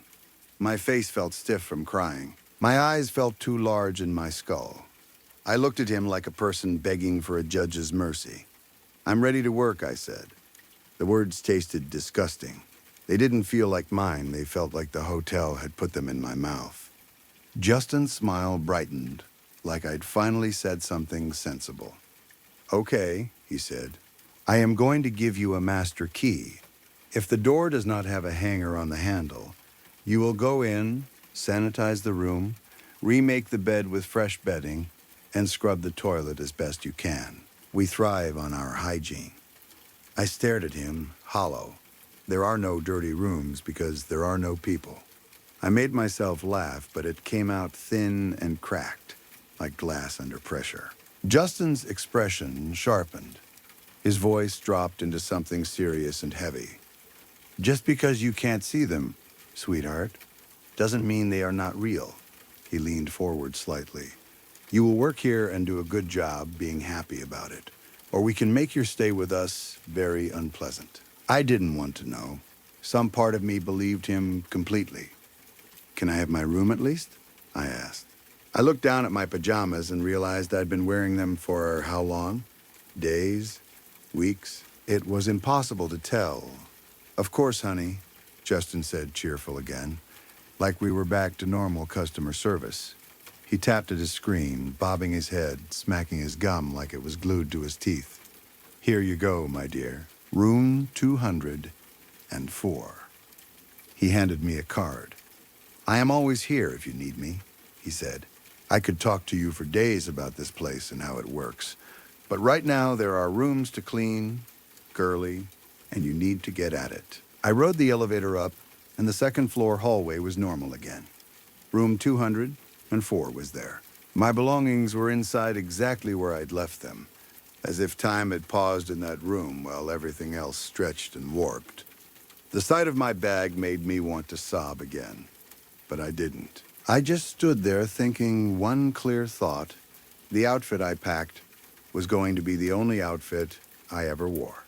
I changed into the clothes that felt most practical, black leggings that lifted my butt and held my stomach in, a black crop top with a graphic of an open-fanged mouth across the front. I grabbed my black hat and threw it on backward over my short blonde hair because somehow covering my head made me feel tougher, like armor. I laced up my boots. Then I stepped out to start cleaning. It was always strange going into a used room and seeing signs that someone had been there. Wrinkled sheets, towels that weren't mine, a smear on a mirror, a trash bin with little bits of life tossed inside. But I never saw the people who had made the mess. I never heard them. I never passed them in the hall.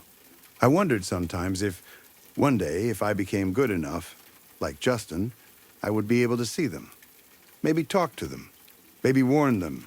Maybe join whatever strange world the hotel was running behind the scenes.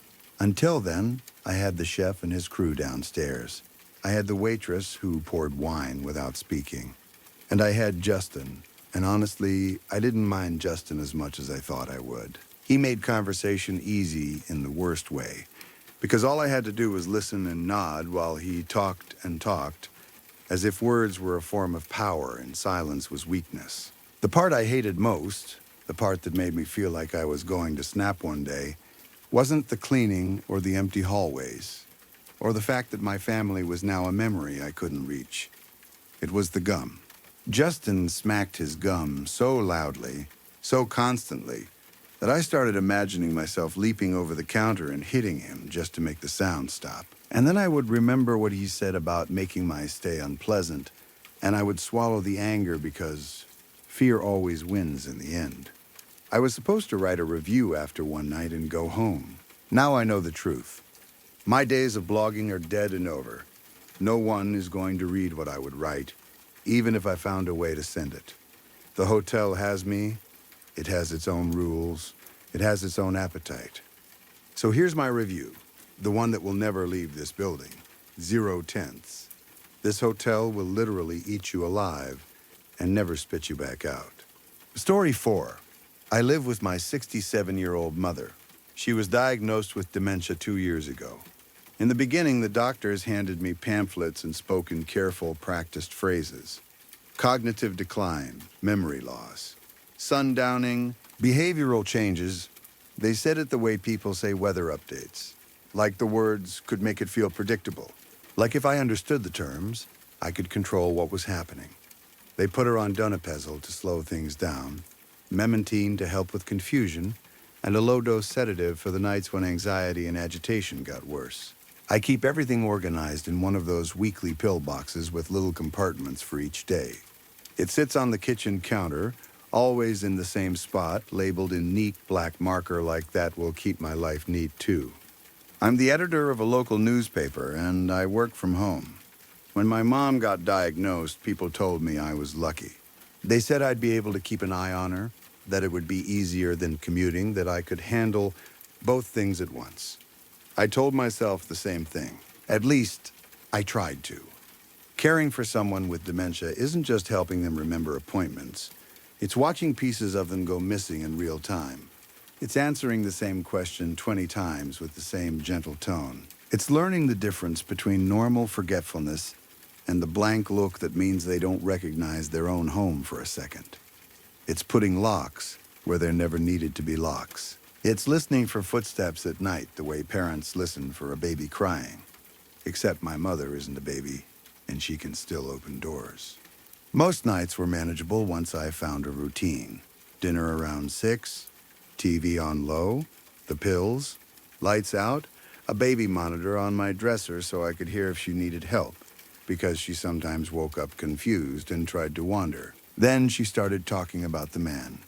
The first time it happened just after midnight, I heard her scream from my room. Sharp, terrified, the kind of scream that doesn't belong inside a quiet house.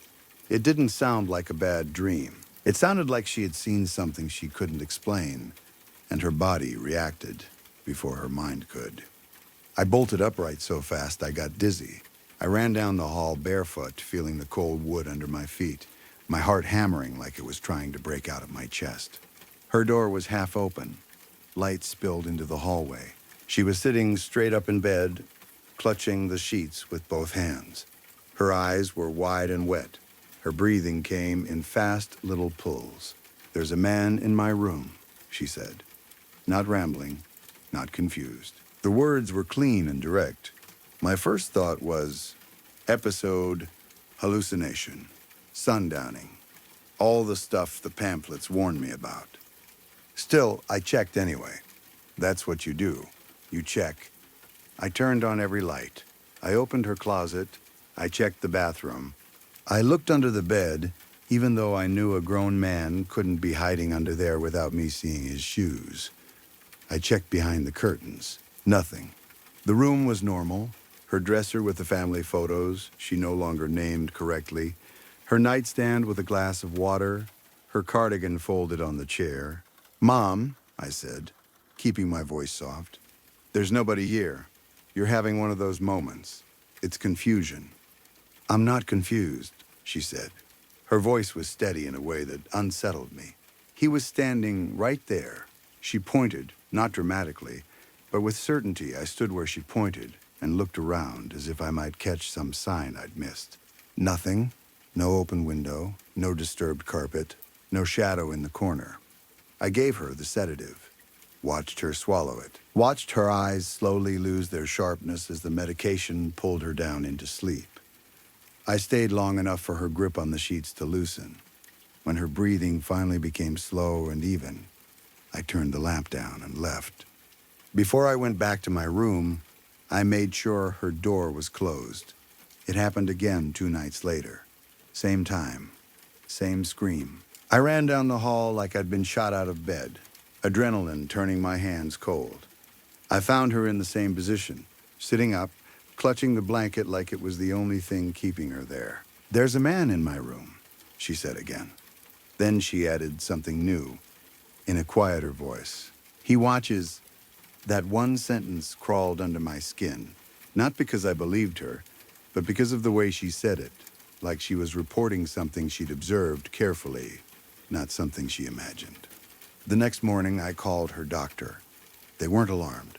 They asked about the time of day, about whether she'd been more anxious lately, whether she'd been sleeping. They said sundowning can cause paranoia. Visual hallucinations aren't rare in moderate dementia. Sometimes medication adjustments help. So I did what I was supposed to do. I increased her nighttime sedative slightly, just like the doctor suggested. I wrote everything down in a notebook, because that's how you keep your sanity in a situation where your reality shifts daily. 12:43 a.m. Visual hallucination, increased agitation. Administered 5 milligrams sedative. When I look back now, that notebook feels like a joke, like I was trying to document something that didn't care about facts. Over the next 2 weeks, her episodes became routine, every few nights, always after midnight. Sometimes she said he stood by the door. sometimes by the closet.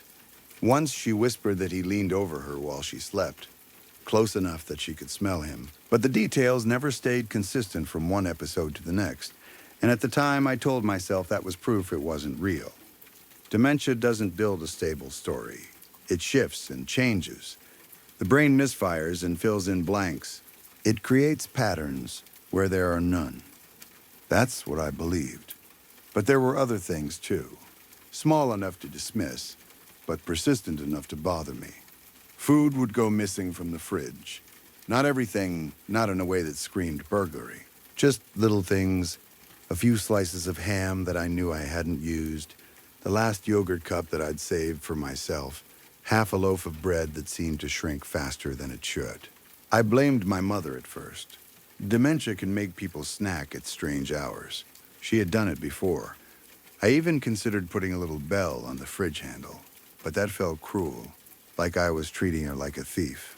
Then, one morning, I noticed a smell in the hallway.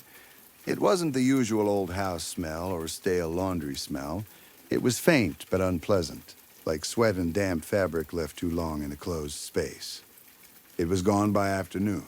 I opened windows and told myself it was humidity.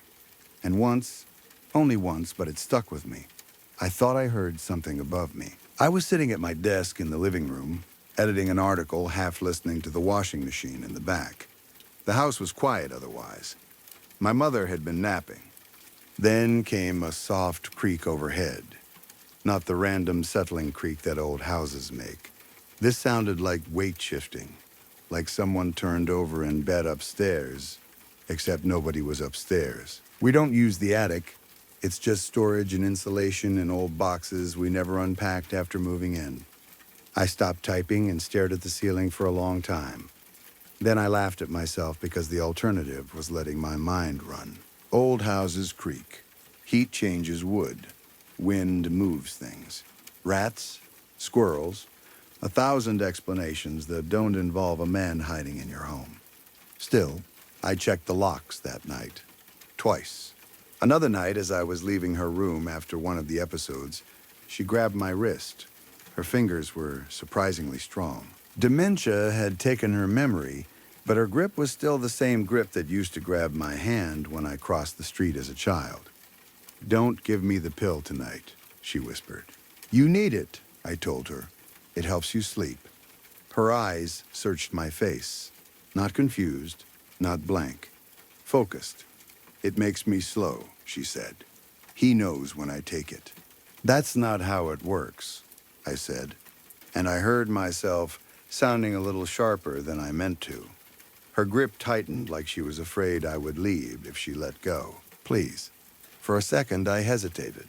Not because I believed in a man, but because I hated the idea of forcing her. I hated being the person who decided what went into her body. I hated that our relationship had become schedules and pills and calm voices. But I also knew what happened on nights when she didn't sleep. Confusion, panic, wandering, falls, broken bones, ER visits.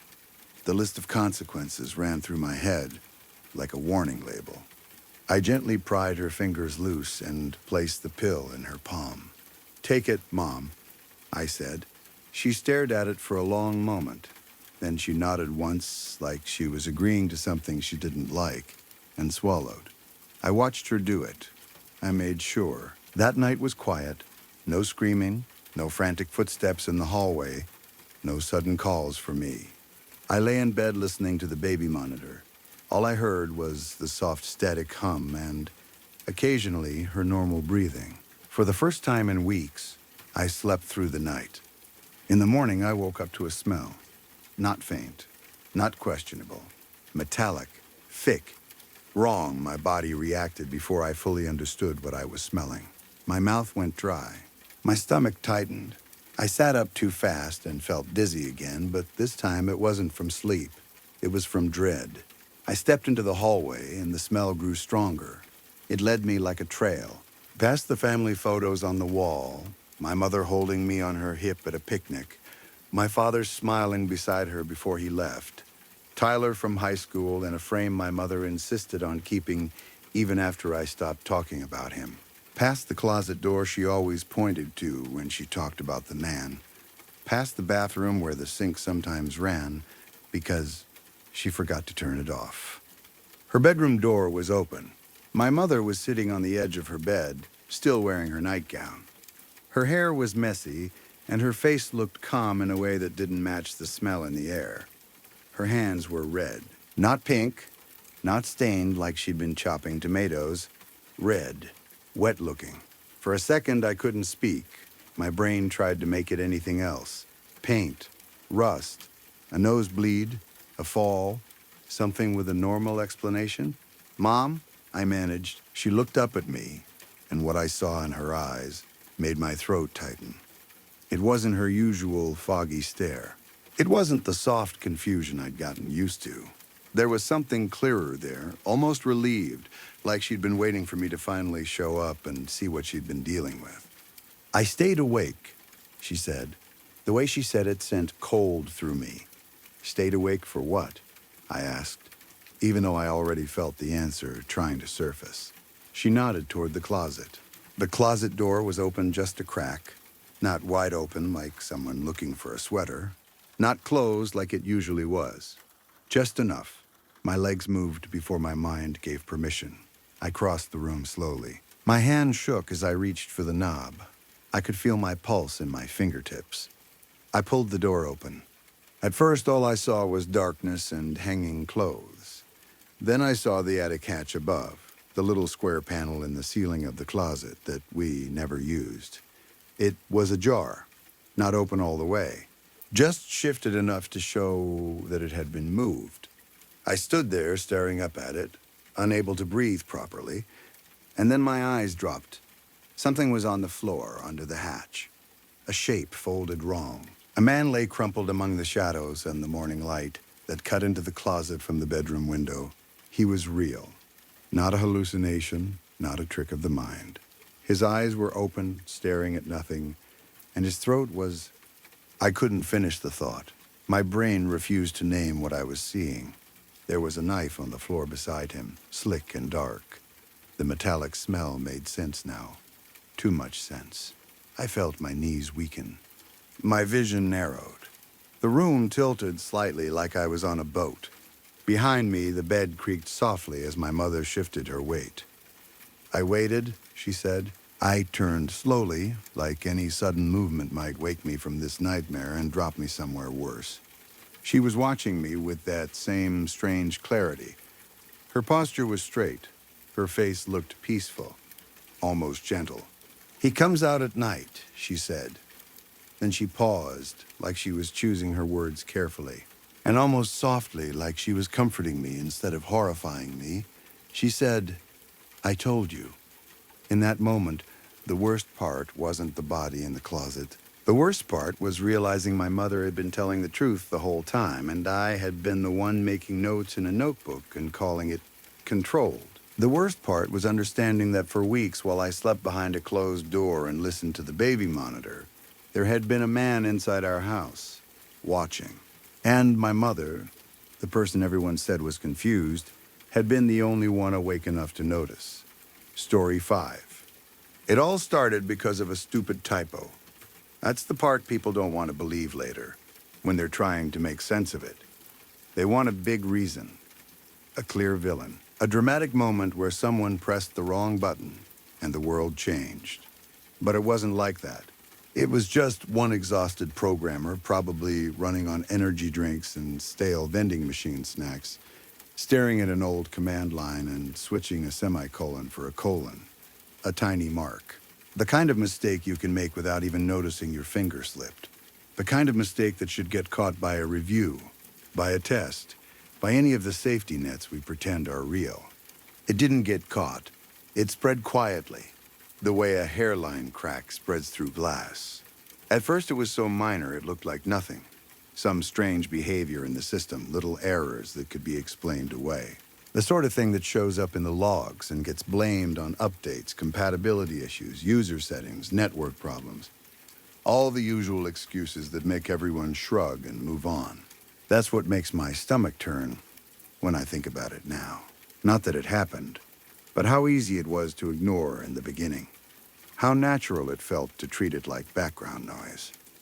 I was the one assigned to review it when it started producing patterns. Not public-facing patterns, the kind you only see if you spend your life in the ugly back rooms of software, reading lines of data and trying to understand why a system did what it did.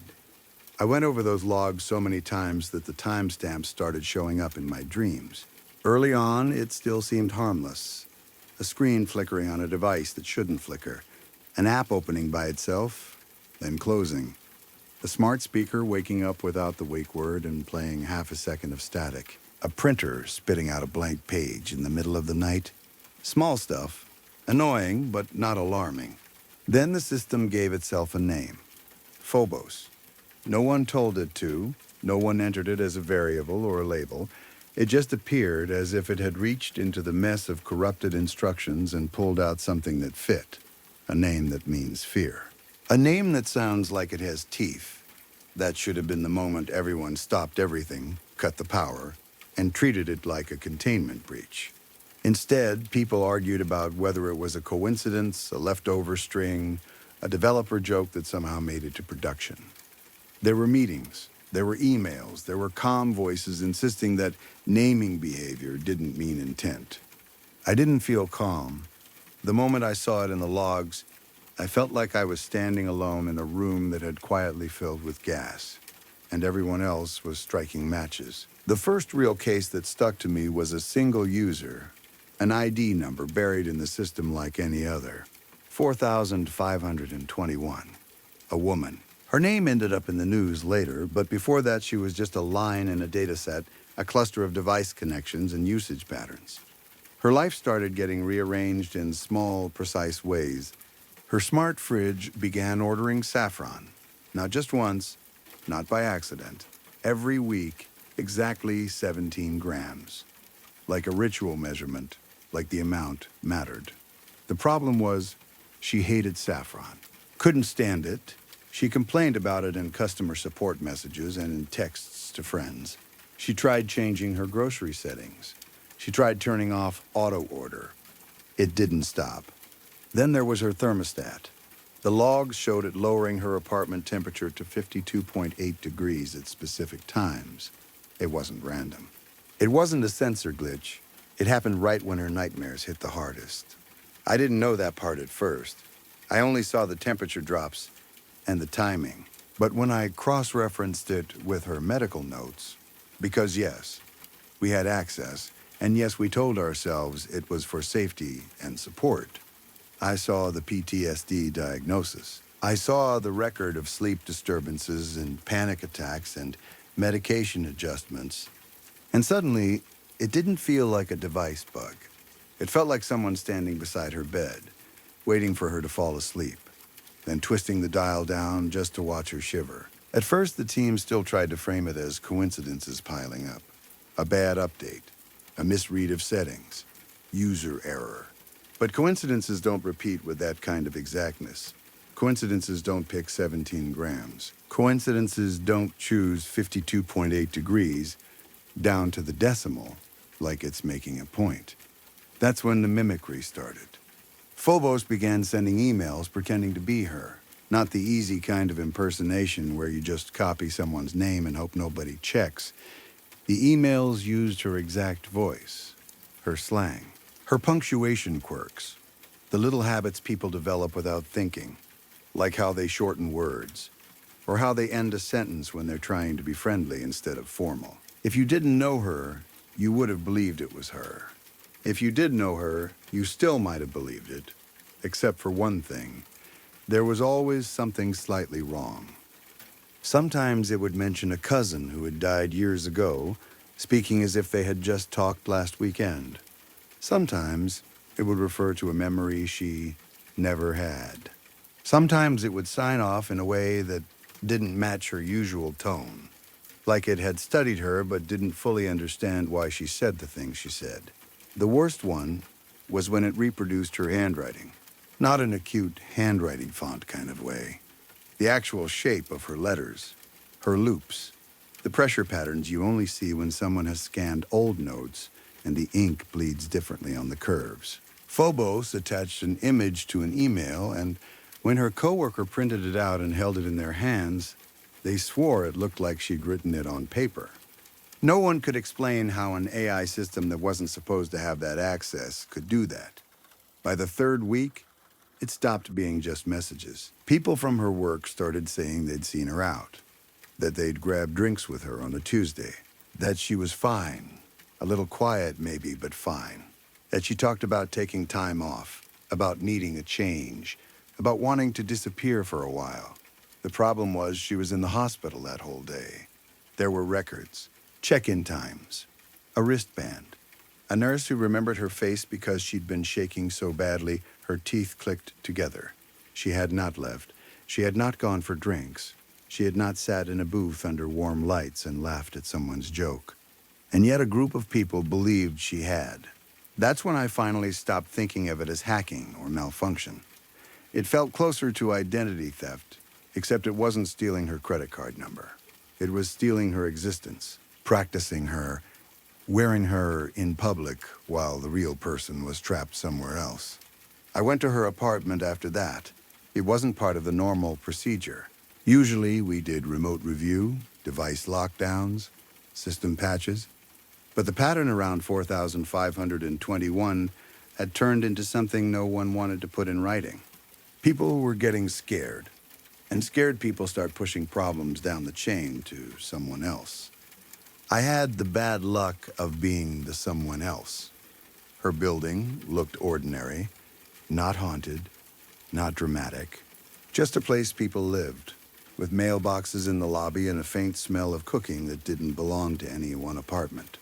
The elevator was slow. The hallway carpet was worn down the middle from years of foot traffic. When I got to her door, it was unlocked. That alone made my skin tighten. People who are afraid lock their doors. People with PTSD locked their doors. Inside, the apartment was empty in a way that didn't feel like someone had gone on vacation. It felt abandoned, like she had left in the middle of a thought. There wasn't much furniture, no personal mess, no laundry piles, no dishes in the sink. It was as if someone had cleaned it too well, like the place had been stripped of her on purpose. The only thing that looked truly used was the workstation.